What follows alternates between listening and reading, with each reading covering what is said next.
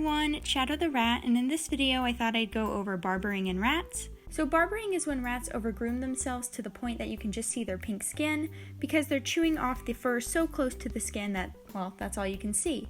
This can be either done by the rat to themselves or to their cage mates. And as you will see in this clip coming up here, my rat Blackberry actually barbers her own forepaws. Now this first clip is of my rat Cookie, who has perfectly normal forepaws. You can see they are covered in white fur. And in this next clip here, you're going to see Blackberry, who you can just see the pink skin of, and that's because she has chewed all the fur off of her forepaws. Now this has been going on for a long time, ever since she was like 4 or 5 months old, so it's nothing to worry about, but I do want to talk a little bit about it because I know it's a pretty weird behavior if you haven't seen it before. So self-barbering, which is when the rat barbers themselves, usually occurs on the forelegs, like my Blackberry, or on the stomach of the rat. On the other hand, cage-mate barbering most often occurs on the head, the shoulders, or even the muzzle of the other rat. Now, barbering is actually a lot more common in mice than rats.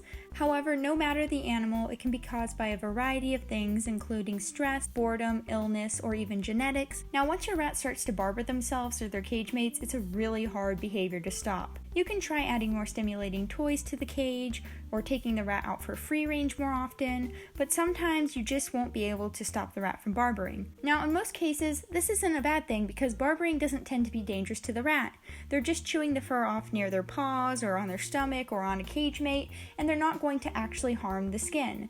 They're not actually biting the skin, they're not causing lacerations or wounds, so it's not going to get infected or swollen or anything like that, and you're just going to end up with a rat who looks like they've been shaving themselves, which is pretty funny, honestly. Now, on the off chance that your rat is barbering and actually hurting themselves, like they're actually making themselves bleed or making cage mates bleed, then it's definitely a good idea to go to the vet because you want to rule out different causes like allergies to certain foods or even beddings, and you also want to rule out other stressor causes or perhaps environmental causes, because that is not normal for barbering. Barbering should just be the rat chewing the fur off of their skin and leaving it clean without any sort of lacerations. There shouldn't be any sort of skin puncturing or anything like that. Now, in the case that your rat is just doing normal barbering and they aren't actually puncturing the skin, then they don't need to see a vet just because this isn't really an issue you can clear up.